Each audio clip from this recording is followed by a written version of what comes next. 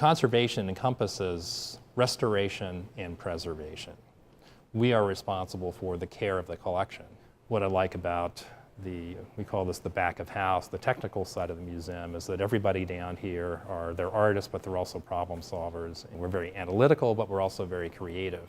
It is, I think, a particularly unique person who I think does use both sides of the brain.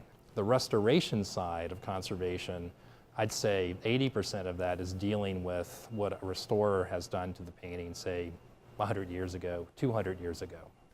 So the first step actually is to have the painting photographed as it is. And then we write a written report.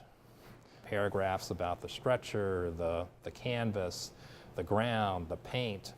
You know, what are the condition problems? The documentation is important so that 100 years from now, a conservator will know what we did and understand why we did it. With every painting you see in a museum, it's been damaged. Horrible things happen to paintings. They get burned, they get ripped, they get torn.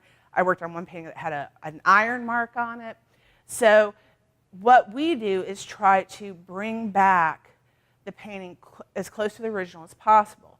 So one of the first things we do after the examination and documentation process is we look to clean the painting. Most paintings until the 19th century were meant to be varnished. And those varnishes are basically tree saps, and they yellow over time.